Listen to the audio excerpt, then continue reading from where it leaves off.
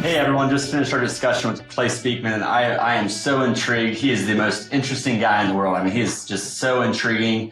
He has such an amazing mindset, and we're going to talk about how he built that mindset by doing hard things on purpose, and also how that translated into his career in AI and what he's doing in his business. He ran a death race. The good news is he survived the death race because he was on the discussion with me.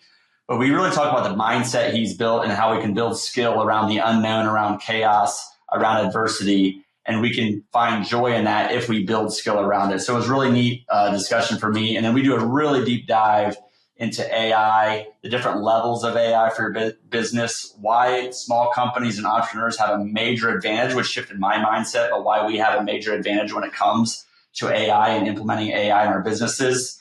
And really, there's some really practical advice on how do we start. You know, if we're not experts on AI, if we're only at a level 1, he talks through how do we get from level 1 to level 2 and eventually level 3 from an AI perspective. He explains what those are. Such an interesting discussion, such a great human being and a humble human being that knows so much. That's just, you know, combining his passion with his skill sets to serve others. I appreciate this discussion, and I think you will as well. Hello, and welcome to the Purpose Matrix. I am very excited for today's guest. We are going to have a very intriguing and interesting conversation. Clay, very, very interesting. Clay, welcome to the show. How are you doing today? Oh, I'm great. Thank you. Talking to people like you is the best part of what I get to do each day. So I'm glad to be here. Well, I appreciate your humility there, and I feel the same way. So for our listeners, Clay, first, founder of RocketHub AI. So we're going to talk about some artificial intelligence today. I was learning some things before. I was like, hey, Clay, slow down. Let's talk about this on the podcast. So we're going to repeat what we just talked about, but it's really intriguing, really exciting, and especially if you're an entrepreneur. But really where a lot of this started, Clay, for you was doing hard things on purpose. You've completed over 100 Spartan races. You know, for a mastermind group that you were in together, you lead a group on age-defying health. You lead a group on AI as well. So tell me, just a lot of intentionality, I'll say, throughout your life and what you're doing, what you're trying to do. Tell me, when did this start? How did this start? Bring me back a little bit. Bring our listeners in a little here. Yeah. So, you know, in my 30s, I think I went through what a lot of men go through, sort of questioning, am I tough? Am I strong? Do I have what it takes? And, you know, for me, it went from, okay, I'll play flag football on the weekends or pick up basketball, into how can I more seriously test this for myself? And it became kickboxing and Spartan races and ultra endurance races and ultra marathons and things like that. I think I was just really searching for, where's my limit? How strong could I be if I had to be strong? And, you know, we grew up in a pretty comfortable culture, right? We got a comfort crisis in a lot of areas where there's so much comfort and ease and luxury and convenience that we buy and that's marketed to us. It's really almost difficult to go out and find adversity to build and test yourself. And that's what I did. I just started doing Spartan races, and then, you know, I'd finish a 5K and I'd say, okay, well, what's the next hardest one I could sign up for? And then what's the next hardest one after that? And eventually I was doing 50K Spartans, which take 12 or 14 hours up and down mountains with 60 obstacles. And, you know, I was like, okay, that's great. Did a couple of those. And when you finish one of those, you're like, okay, well, is there a harder ultra than this one? Is there a more difficult place to do one than this one? So then it goes from your backyard to the steep mountains of Vermont. And then it goes from there to the steep mountains of Iceland. And then you realize, okay, well, there's more things harder than this. There's a 24-hour survival race. And then there's a 60-hour survival race. And then there's this thing called the Spartan Death Race, which, has no information. You can't find anything about it. You have to send a video to apply. They let you in, and then everything is totally like chaos. You don't know what's happening. You're just trying to survive it. And there's this mystique around it. And I said, you know, one day I will do that. And I spent about 1.5 years getting ready for it, physically getting ready, mentally getting ready, talking to people who had attempted it or done it before. And in my mind, I just thought, if I could finish the death race, then, you know, maybe I'd be like, okay, now I'm a strong man. And, you know, I worked hard, and I finished it in 2019, and there's less than 100 people who've ever finished it. And I could do a whole podcast on what happened and the craziness of it. It was one of the most insane experiences of my life, but I finished it. And then I had this big drop down of like, oh, now what? Like, you know, and I was like, I don't know, but I need to make something of it, right? It can't just be that I finished the death race. It's got to be, what does the rest of my life look like? And so I thought about what are the things that I took away from the death race, the things that got me there, the things that got me through it. And the one thing that just stuck out on my head is the importance of doing hard things on purpose. Like signing up for the death race is it's something that nobody ever needs to do. It's a hard thing. And to do it on purpose is what matters. And Clay, so that's just sort of where I landed on that. And I want to, you know, what I wrote down is for a year, however long you were training for this death race. By the way, congratulations, because you made it out. So I was joking beforehand, but it's a death race, but you're still here. So maybe they don't publish anything about this because maybe not everyone does. I don't know. Nobody dies, but most people don't finish. That's right. Good to know. So if you want to sign up for it, but my question here, like this brought me to a story of when I was thinking about making a huge shift from the corporate world to entrepreneurship, right? And making that jump. And I was anticipating every single issue, every single problem that might happen in the future, right? Well, if I compare that, I want to tie all this to, you know, I'll say more normal everyday lives, like hard things, but for the death race, you're preparing something that you know nothing about. And so you're preparing physically, but more importantly, you're preparing mentally. I can't imagine the problems you created in your head, the curiosity, but also the stress, anxiety. Like, tell me more about the lead up to this and what was going on in your mind. Yeah. So preparing for the death race is super mental because you don't know what's going to happen. Every event is totally unique and the rules always change. And one of the rules is the rules aren't the rules. They sometimes are the rules. So you really can't even prepare for what the rules are. What it forces you to do is to prepare for chaos and change and to be able to de-stress from those moments. And that alone is just a hard thing. And it's a hard thing on purpose when you train for that. So the ways to train for the death race mentally is just be prepared for everything to change. Be prepared to go towards the chaos, to enjoy it and actually look forward to the adversity instead of trying to run away from it. So part of surviving the death race is they're intentionally throwing curveballs at you the entire time. They're telling you one thing so that you believe there's safety in that thing. And then they pull it out from you at a moment when you're very physically stressed. And most people just mentally collapse because they say, that's not fair. Wait, you can't do that. Wait, hold on. I was counting on that. That's not fair. That's not right. That crushes you when you are already getting crushed physically. You cannot recover from that mental crush. So what you have to do is be prepared to say, that's okay. It's just another challenge. I love challenges. I love changes. When things change, that creates an opportunity for me to move myself in a better position. And that's how I look at business too. When things are hard, when there's a challenge or an obstacle, or somebody says you can't do this, or this won't work, or nobody's ever done this, most people say, oh yeah, okay, that's probably a roadblock. We probably can't do that. If you're an entrepreneur who says, that looks like an opportunity, that looks like a challenge because everyone's going to the left. If I figure out a way to go to the right, look how far ahead I am of them because they all went one way. I went the other way.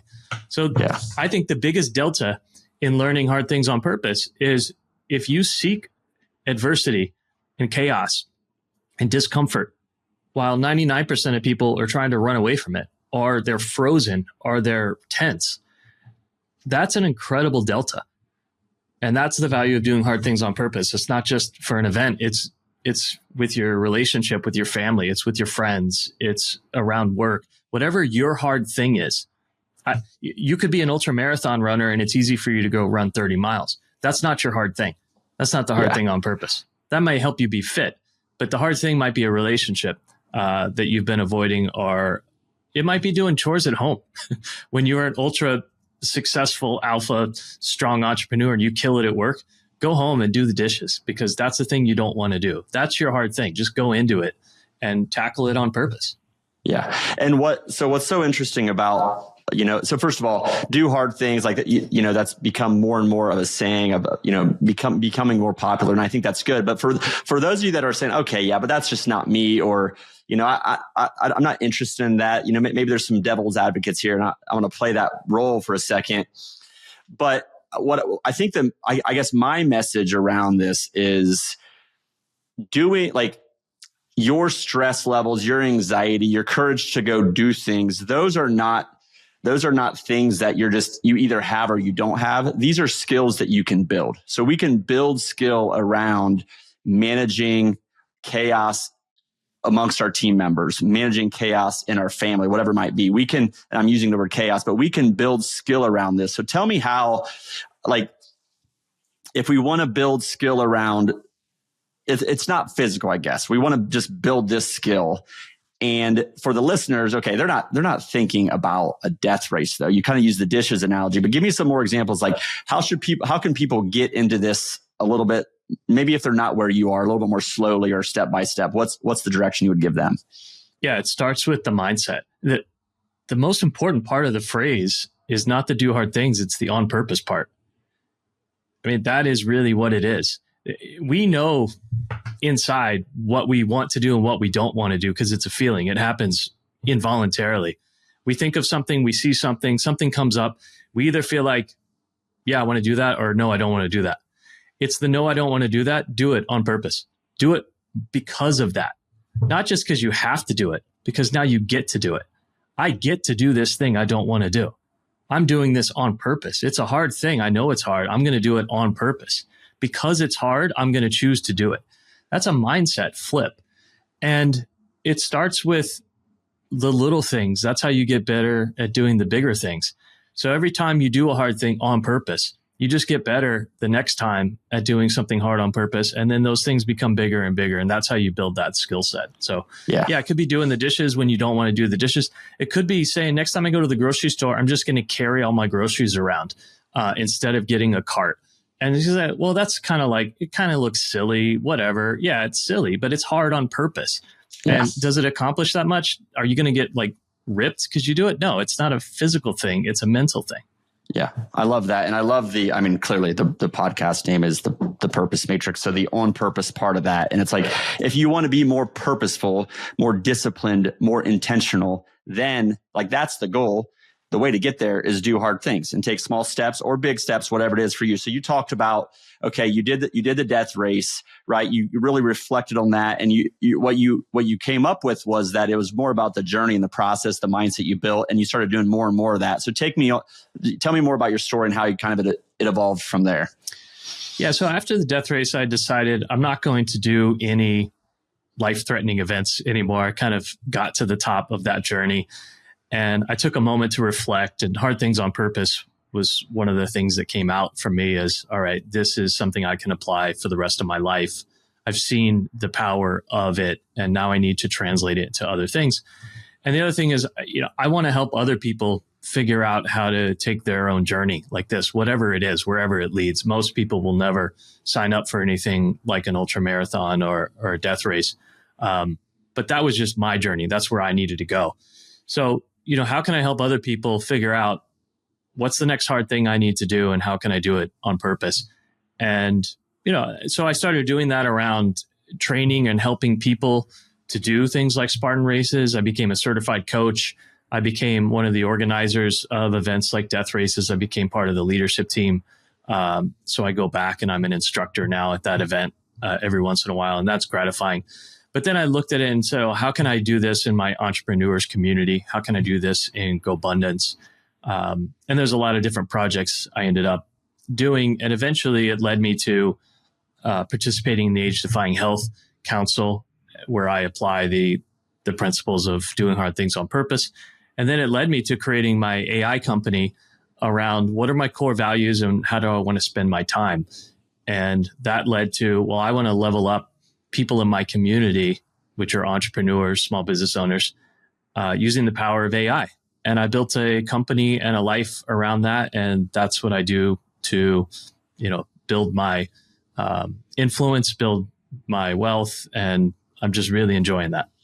I love that. And I want to just kind of close the loop on the hard things, because I think it's so good. You talked about, so do hard things, but on purpose. You talked about how, when you were younger in your 30s, you said, but am I tough? Am I strong enough? Do I have what it takes? Those are some of the words you said. And, I've heard this phrase, I think Ed Milet says it, but we are in best position to help others, to help our former selves, right? And what I love about, from a purpose perspective and being intentional, is a lot of times we have to prove to ourselves that we can do it. But once we've done that, we are in a position to help others. And when I think about from an intentionality and a purpose perspective and our purpose, when we can shift that from ourselves to others, I think that is so impactful. And what I love is you talk about, and I don't have the phrase right in front of me. That's my mistake. It's on a piece of paper somewhere. But now you're here to serve business leaders and entrepreneurs from an AI perspective. And really it's because your mission, or your belief, I should say, is that entrepreneurs are a force for good, basically. I mean, I'm paraphrasing or mixing up the words, but we believe that epic entrepreneurs change the world for good. That's where change happens. It's where change happens from entrepreneurs. Yeah. Yeah. And I love it so much. And we talk about that in our circles and locally too, is like, hey, the vehicle through your business, through your team, if you're in the corporate world, through your team, through your business, if you're managing a team in your business, whatever, you're the contractors, vendors, customers, employees, you name it, you're connected to so many different people through business in some way, shape, or form. And you can impact their world very, very directly. So the way you're doing that is, right now you're focused on and leading an AI business that is just so intriguing and interesting. So tell me more about that. Yeah. So RocketHub AI is our business. And, I started a journey about 1.5 years ago with some of my friends in GoBundance of what do I want to do next in business? And it didn't start with what I wanted to do. It started with, how do I want my life to look and feel? What are the core values? What's important to me? How do I want to be spending my time? And what do I want my impact to be? And all that was fleshed out before I even decided what the industry would be or what the business would be.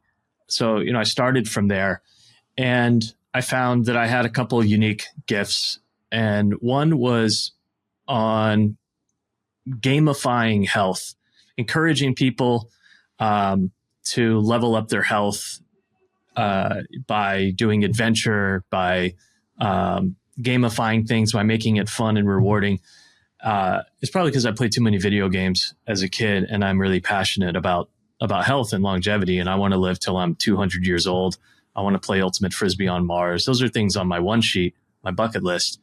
And I'm passionate about seeing that happen. And I'd like to have some of my friends come with me. So I need to have enough people who I can bring along for the journey. And so, then that combined with, okay, well, how do we scale that? You could lead 20 people or 30 people or 50 people on different events. And I'd done that a lot as a starter business. And you can make a little bit of money and you can make a little bit of an impact leading people on 1-day journeys, 3-day journeys through the wilderness. But it's hard to scale a physical event. So we started thinking about, how do we scale this? Well, you need to build technology around it to scale it. And the options at the time were, well, we could hire a development team and we could raise a whole bunch of capital and spend a couple $100,000 building an app. And I said, I don't want to get into the world of managing 20 people on a development team. That's not part of my vision for how I spend my time. We'll just figure this out using all AI and we'll not have any employees. And that was an idea that I had heard floated around from some of the leaders in the industry, that in the future you could have a 1 or 2 or 3 person company, no employees, and you could use AI to build everything.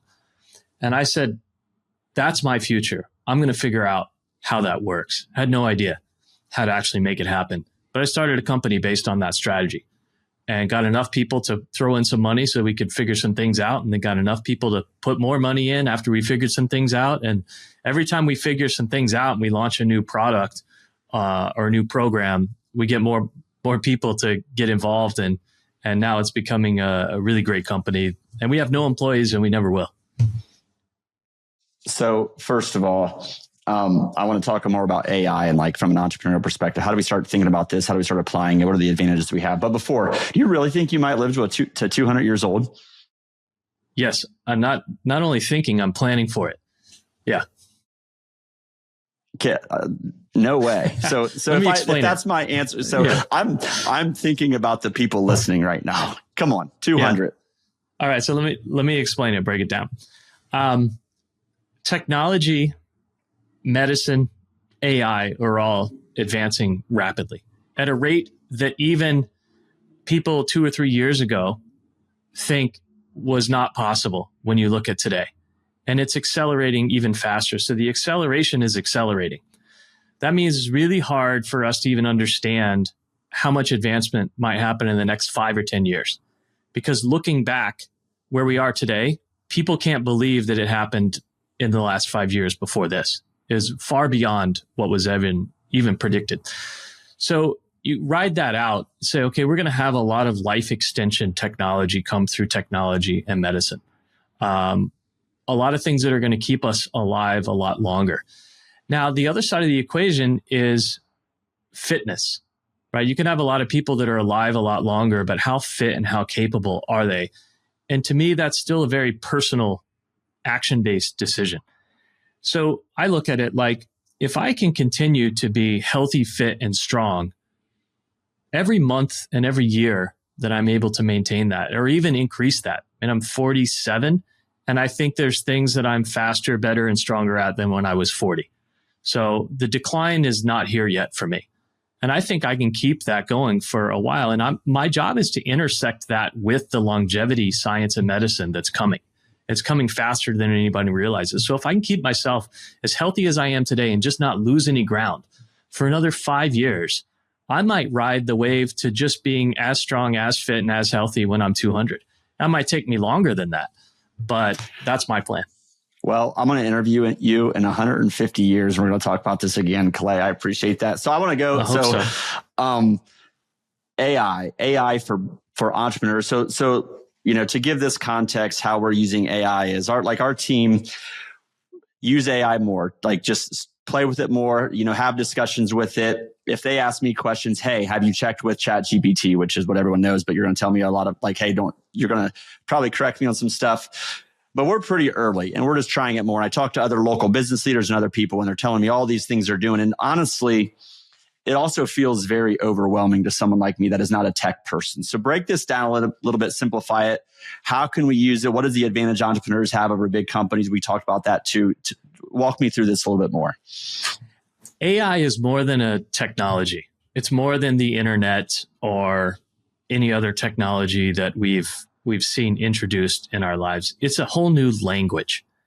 It's a language that is quickly becoming the dominant language that everyone speaks and wants to speak.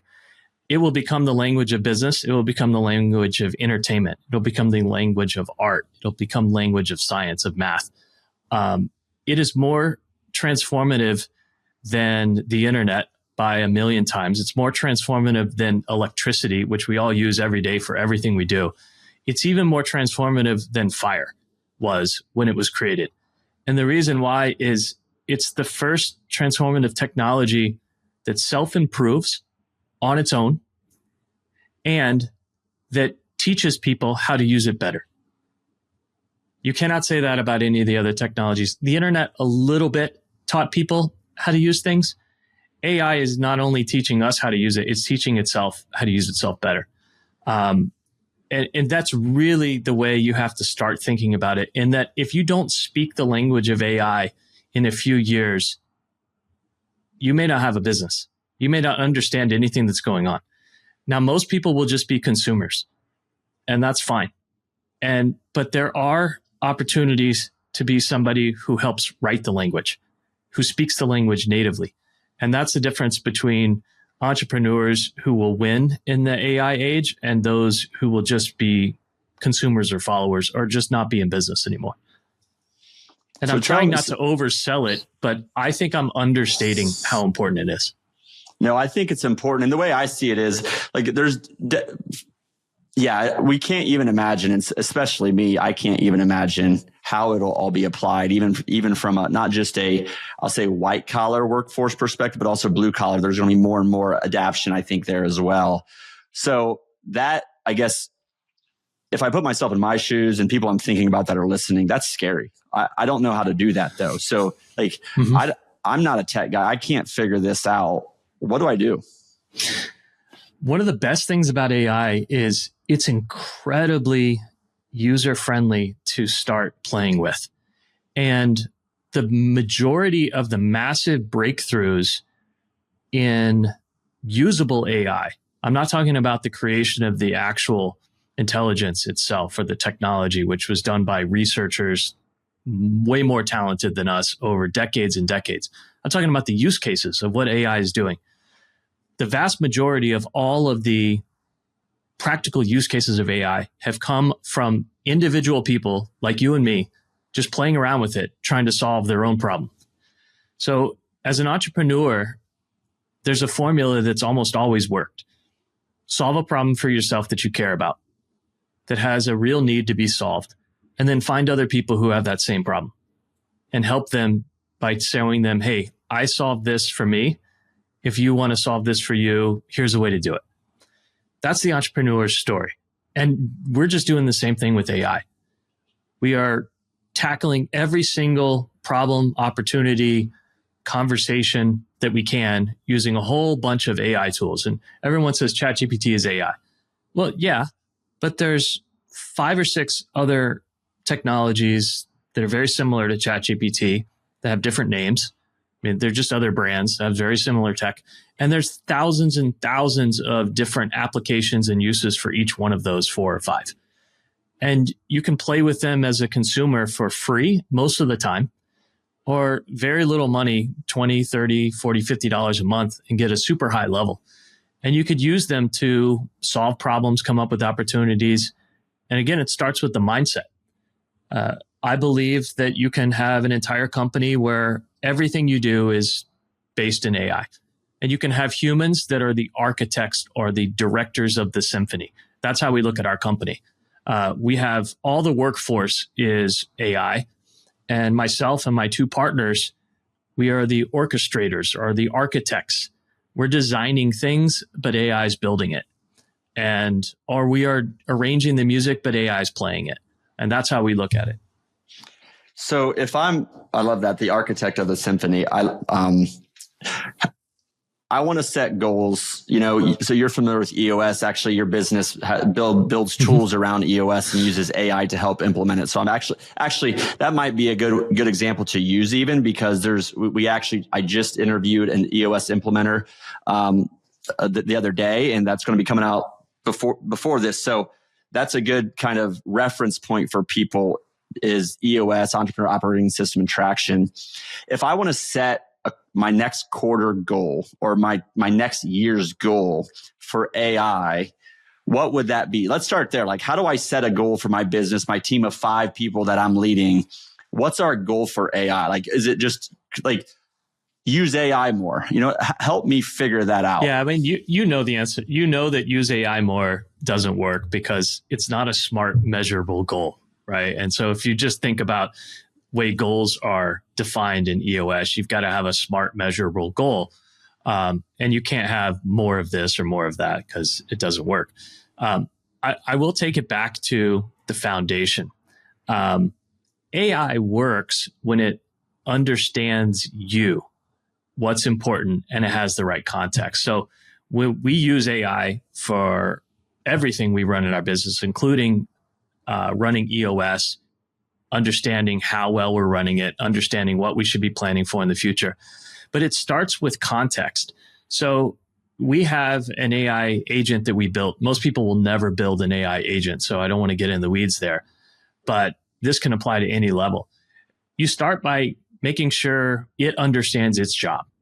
So if you want an AI technology to help you plan EOS, run EOS, implement it, measure it, analyze it, you just got to tell it all the things you need it to do.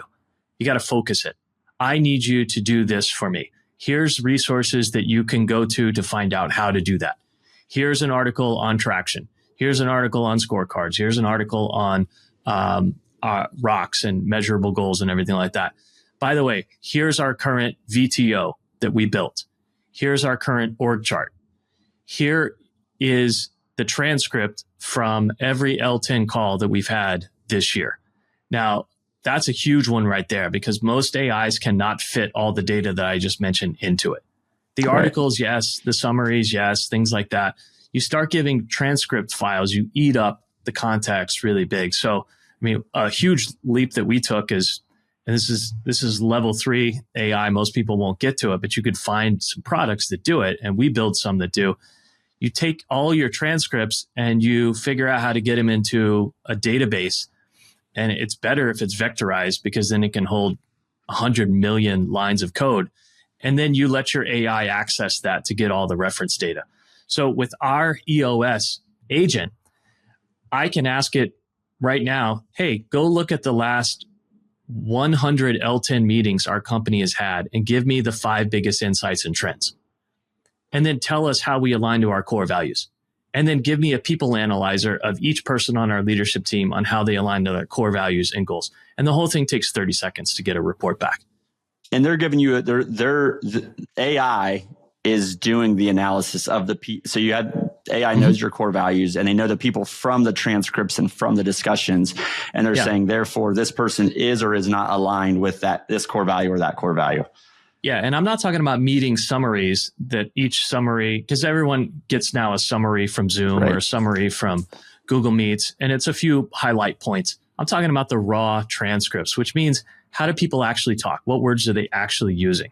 What is, if you have an L10 meeting that's an hour and a half long and you have it every single week, you've got roughly 20 or 30 minutes of each person on your team speaking, maybe 15, 20, depending on how many people you have. That's a tremendous amount of data. The better the data the AI can get, because it can process all that data lightning fast. And so there's no bandwidth issue. And the quality of the output you get is exceptional. And now I can ask our AI to look at a 1-year history of every meeting we've ever had, not just our L10s. How about our marketing calls with potential clients? How about our investor calls? How about one-on-ones between people in the company? You want to really know where your people sit on your core values? The data is key. So our AI is the equivalent of a professional sitting in on every single meeting and having 100% recall memory of every word that's ever been used in every one of those meetings. And then in 30 seconds saying, here's a summary of how every word you've used has aligned to your core values, to your mission. Now, we don't use that to be critical. We say, give us things we can work on and get better at. Give us recommendations for the rocks that we need to be looking at the next quarter. And give us a score of why they matter and how they matter. Give us recommendations for changing our scorecard. And then here's another one. Tell us how well all of our conversations align with our VTO. And if they don't align, give us recommendations. We either need to change what we're doing or we need to revise our VTO. There's no other way around it. We're off course. And so either we need to change our course and own it, or we need to get back on course. So you talked about, first of all, this is mind blowing. And again, honestly, a little bit scary, I think can be scary for people to think about. And the encouragement is to get going, get started, start using it, start interacting. You talk about, it's all about context. You said level 3 AI. What are the really high level? What are the levels of AI? And I think it's probably AI usage levels, maybe. Yeah, it's AI usage and what you get out of it. So level 1 is where 90% of people are, which is I use ChatGPT. I ask it questions. I ask it to review documents. I ask it to build a strategy for this. I ask it to give me recipes. I ask for it to give me some market research. Level 1 is basic input output. I give it a few pieces of context and I ask it for it to do something. And that's okay. And in level 1 usage will get more powerful as you go. And the better questions you ask, the better answers you get. So prompting does matter. Level 2 is a huge leap from level 1. Level 2 might be a 10 to 100 times better output. And everyone who listens to this can jump from level 1 to level 2 on their own without much help. And level 2 is that you have to focus your AI on you and give it a lot more context. And that usually means you have to use a project or a custom GPT, and you have to set it up to do a specific job or a specific task. So in our example, our EOS agent, on a level 2 format, that looks like a custom GPT or a Claude project. We use Claude in our business, and we set up a project. And the first thing we do is give it really detailed instructions. And that's its job description. What is its purpose? What is it supposed to do? How do we want it to behave? What do we want it to understand? And how do we want it to respond to us? You do the same thing when you're hiring somebody. We have some of our project instructions are the equivalent of 10 or 12 pages of instructions, right? So imagine giving a job description to a human that's 12 pages long, and they need to 100% go by it every single thing you ask. Right. Well, AI can execute at that level. Right. Now, the second thing is context or knowledge. When you just chat with ChatGPT, you can only put about 270,000 tokens in, which every character is a token. So if you've got a 500 word document, that's 500 tokens, right? So 270,000 sounds like a lot, but it's not a lot if you're giving it research papers and projects and articles and news feeds and things like that. You really quickly go up against the limit. You give it 1 or 2 transcripts of a meeting, you're already maxed out. Right. So a project can take about 100 times more context than a regular chat. So level 2 means you can direct it and focus it with the job description, but now you can give it a lot more knowledge. You can load in research papers and transcripts and articles and source documents. You can load in your VTO, your org chart, your L10 summaries for the whole year. You can load in a number of transcripts. You can't get all of them, but you can get like 5 or 6 meeting transcripts in your project. And then you can ask it the same questions you would ask a level 1, and you get 100 times better answers because it knows you. It knows its job, and it has so much data on you that it's just much better. And that's what a level 2 AI level looks like. Level 3 is where you build an agent workflow that does a whole bunch of things autonomously. It can do things on schedule. It doesn't even need you to ask it questions. It can just take care of jobs and tasks, and it can have infinite knowledge, which means you can plug it into a database and it can just go find all the information it needs, and there's no capacity level. So I want to ask about getting to level 2. So we're at level 1. We're clearly at level 1. Most people probably listening to this are at level 1. And I want to ask about getting to level 2. We talked about this a little bit beforehand, but we just have a small company. We only have 5 people. We don't have all these resources. We don't have all this money to throw at this. We're not the big corporation that has a whole department that says figure out AI. So we have a huge disadvantage in this, in my opinion. Tell me why I'm wrong. You have the best advantage because entrepreneurs are quick and fast and can adapt and change. You're a speedboat. Big companies are barges. They can't move fast. They can't turn tight. The bureaucracy, the people, the history, the policies, procedures, they prevent change from happening at all or fast, if any. You can switch fast. As a leader, as an entrepreneur, as a founder, you can decide tomorrow you're going to do something you've never done before. You don't need anyone's permission. You can inspire your people by leading from the front and showing them, hey, check out what I just did. Everybody should try this in the next week. And you probably will get a good percentage of people who will follow that. So I will say AI is incredibly cheap compared to every other technology. My team of myself and my other 2 partners, we have our level 2 AI usage costs our company $160 a month. That's it.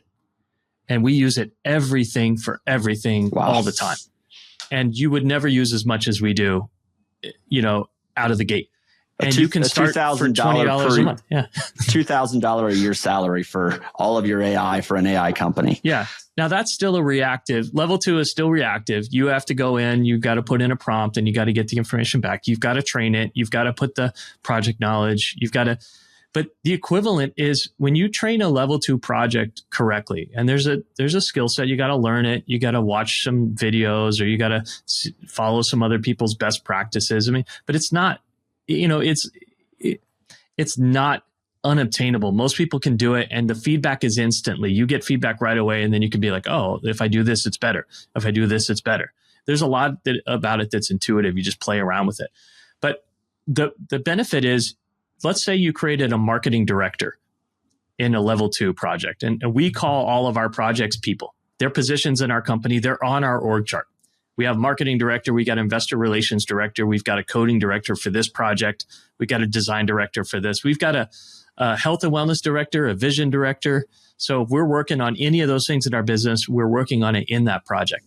Wow, we go to our marketing director, and our marketing director's got instructions that are really long, lots of knowledge. Our marketing director has a best practices guideline that's all the teachings of the 10 most famous marketing and branding directors who've ever lived, right? So we give it lots of good information that we align with. And of course, it's got our VTO, it's got our org chart, because it needs to know all those things. We don't ever want to get off course. And then I could just ask it a simple prompt. Hey, I need to build a LinkedIn campaign for the next 60 days that helps us accomplish our goals. That could be the entire question. Within 5 minutes, I'll have a guided strategy for the next 60 days. Not only what we should do, but here's post 1, here's post 2, here's post 3, here's the language, here's the context, here's the image you should get. This is why it's going to make a difference. This is how it's going to make a difference. After that, I don't really need to do much work. Now, it understands me, my voice, our company, our mission, our goals. It's going to be 98% ready to go. I'm not going to have to mess with it. And it's not going to sound like anyone else on the planet. It's going to sound like me. It's going to sound like us. Now, that's a level 2 project. Right. A level 3 project, all I have to say is, I could really just say, take over our LinkedIn campaign and run it for me. And I don't even need to check it. I might need to check it a few times. But it will not only do that, it will create the content. It will update itself. Every time we have a new transcript or a new meeting and I say something a little bit different, that'll become part of its knowledge automatically. I don't even have to work with it. And it will execute on its own and grab and create posts and put them together. And they're me and my words. It's just doing the work for me, like a marketing director at a company would do. I love that. That's such a great example. Use it like building a project around, okay, this is the marketing director project. And like, hey, marketing director, what should I do here? And so you can also say, hey, here like the biggest, you could have this for your personal trainer. You can have this in your personal lives too. You can just, hey, I want to get advice from John Maxwell. I want to hear what Viktor Frankl would say. I want to hear what Jim Collins would say. These are my mentors that I want to have, and I want to have conversations with it. And you can build these projects around these things that is actually, it is absolutely mind blowing. Now, if you're concerned about, hey, I have a marketing director, I have a investor relations director, I don't want them to freak out and think they're losing their job. Well, the solution is now you have a co-marketing director project. You have a co-investing director project. Have your marketing director create the co-marketing director project. Yeah. And work together with it. It doesn't need to replace people. It can, if that's your strategy. There's pros and cons around that, but it doesn't have to. What it can do is level people up 5, 100, or 1,000 times, depending on how well they use it. That's absolutely incredible. And so I'll come back to, let's just address that now. So level 1, I want to get to level 2, but I need help. I need someone like you or a company that knows AI to come in and help us figure out how to use it, where to use it. How does that work? How's the industry supporting businesses? How does this work? You actually don't. You don't need, I'm not saying don't do it, but you don't need that. You could jump from level 1 to level 2 in a week by just saying, all right, I'm going to go into whatever AI you use. If you use ChatGPT, I'm going to start a custom GPT project. I'm just going to start one. I'm going to pick one area where I want a co-pilot. So if you don't know which area to do, like if you don't know if it's investor relations, marketing director, sales director, health and wellness director, whatever you want, if you're hung up on that, whatever you do, if you are visionary CEO, if you are sales director, make a co-visionary, co-sales director, whatever for your job. Test it on yourself first. I'm going to create a co-version of myself. Give it the job description that you currently think you have. And give it all the product knowledge that you think that you need to know to understand how to do your job. Yeah, just start there. It's not going to be perfect, but it's going to be a start, and you're going to start playing with it, and you're going to realize right away, this is 100 times better than anything I've ever used in AI. And then you're going to learn, okay, the better the job description, the better it does. So what can I add to the job description? Oh, the more knowledge it has, the better it does. What can I add to its knowledge? And before you know it, in a few weeks, you'll fill that thing up with so much knowledge and it'll be performing at a high level. And then you'll realize, okay, how many other areas can I do this in? Yeah. I love That's the simplification. Like it's bringing focus to, okay, I have all these ideas and it's just overwhelming all the different things I can use AI for. But okay, and I wrote down on our rock sheet for next quarter, I wrote it down. I said, okay, I need to do this and figure out and like identify a project for each person on our team, whether it's their role or a role they're trying to support, a role that would work for them, a role we don't have in the business yet because we're smaller. And I love the speedboat versus the barge analogy too, because for the entrepreneurs and business leaders out there, this is a huge competitive advantage because right now we're all going in one direction, but look, overweight to the right or to the west, whatever you call it, that's actually the destination we need to go. We can pivot very quickly and go there, whereas the big companies are going to struggle to get there. And if you I understand that from working in a big company, like it takes a ton of effort and momentum to turn the barge 2 degrees to the right? So that's a great analogy. Clay, I want you to step back, think about what you've done from do hard things with the emphasis of on purpose and the accomplishments you've had there, the impact it's had on your mindset, but more importantly, the growth you've had, because I think purpose can be around your passion you talked about, skills that you're building around AI, and ultimately to serve others, what you talked about. I think those 3 circles there that come together like a Venn diagram are extremely important, and you're doing that. So if you step back and you think about what you're doing, how does it make you feel?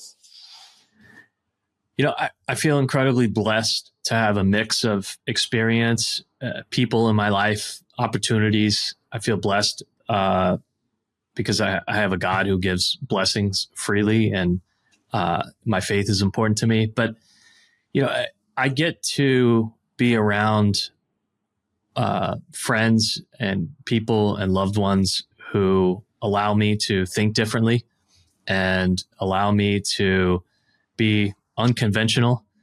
I'm unemployable. I can't work for a company. The way I'm wired is different. And I just appreciate other people who have that mindset of let's improve ourselves. Let's go into the unknown.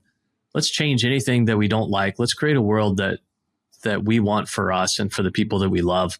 It takes a lot of courage to do that. Most people won't do it. So at the end of the day, I think everything starts with mindset, and gratitude is important. It's part of my daily routine. Meditation, grounding, thanking God for the things that I have that I have just been given freely. So at the end of the day, if nothing that I ever try works or succeeds, I'm still blessed way more than I could ever deserve or repay. And I just love the opportunity to be alive, and I'm grateful from the start, and nothing's going to change that. Man, that might be one of the best answers I've heard on that topic. And I love the humility. I can feel that. The faith. We didn't even talk about faith, but we could have talked about that, I'm sure, a lot. And I appreciate that a lot. Your knowledge, your wisdom, and again, your grit. But I love the passion you have behind the belief that epic entrepreneurs change the world for good. And I think we need to do that. And we have a responsibility. And if you're listening, you have a responsibility.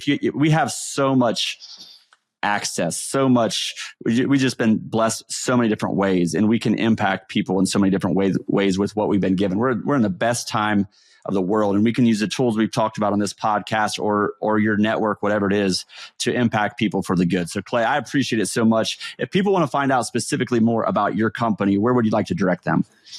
Yeah, go to RocketHub AI. There's some info there. We're changing quite often. Like we're coming up with new things about every 2 or 3 weeks now, but that's a good place to go to start.